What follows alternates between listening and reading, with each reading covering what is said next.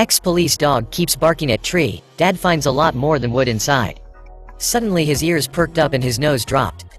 Smith had never seen him act like this before. He knew he was onto something big. His paws dug firmly into the ground. He wouldn't move. He knew he had to investigate the tree, but he also knew this wasn't going to be pretty. His heart raced as he broke the tree apart. He couldn't believe what he was seeing. It was love at first sight when the Smiths saw retired police dog, Kyle.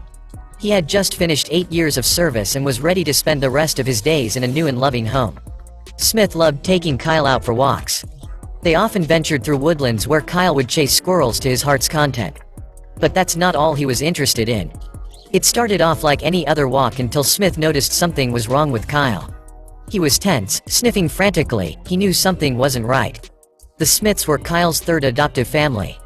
He had been given up by his first and second adoptive parents because he belonged to the police force, so they had always been temporary situations.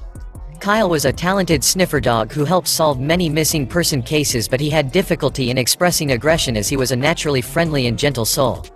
However, once he started to work with Officer John, his new partner, Kyle's trained aggression improved greatly as he wanted to protect his new partner, and often, he would do so with his own life. Usually police dogs worked with multiple partners, but Kyle didn't follow anyone else's command like he did John's. They had a special bond, so they were assigned to each other permanently.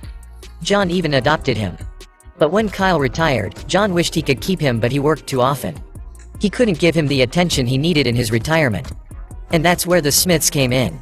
Kyle got along great with the Smiths. He encouraged them to exercise and gave them a great peace of mind as their protector.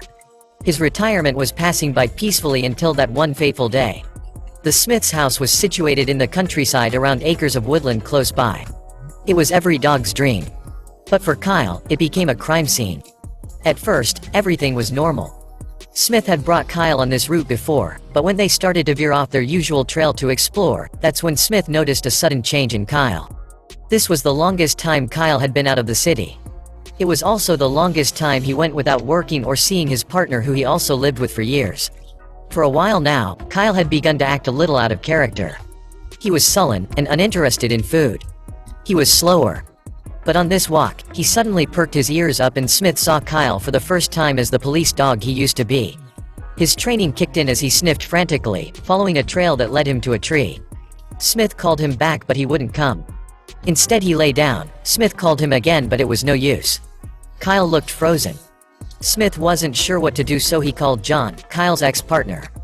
John explained that Kyle was trained to do this if he picked up a scent that was out of the ordinary or presented danger. He told Smith to investigate the tree, but to make careful as it could be dangerous. Is it drugs? Smith thought. No, what he'd find was so much worse.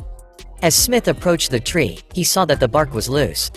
Kyle began to bark. Feeling encouraged, he braced himself and peeled it back. He jumped back and called John immediately with shaking hands. It wasn't drugs.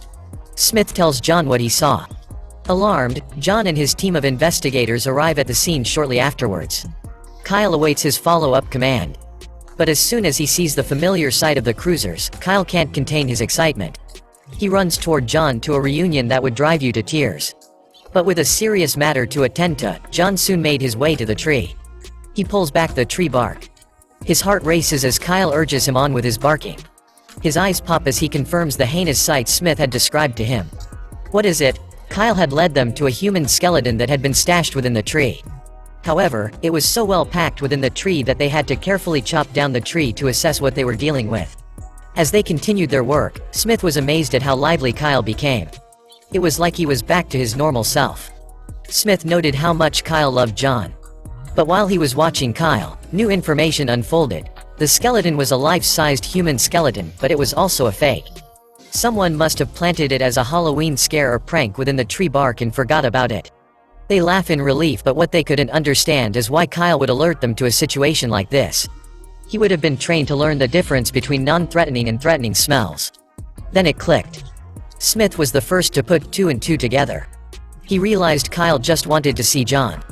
His recent behaviors showed signs of loneliness. He was missing his best friend and partner, John. He knew John would come running at his police behavior. Perhaps that's why he did this. It was orchestrated. Kyle had been looking at John since he arrived. Now, John looked back at him for a while and laughed wholeheartedly. He looked at Kyle wagging his tail with a goofy grin, jumping up and down at the arrival of his best friend. John felt a sudden pain of guilt and heartache but knew he had made the right decision with Smith by his side, petting him and laughing along with the ruckus he caused. What a smart old pupper.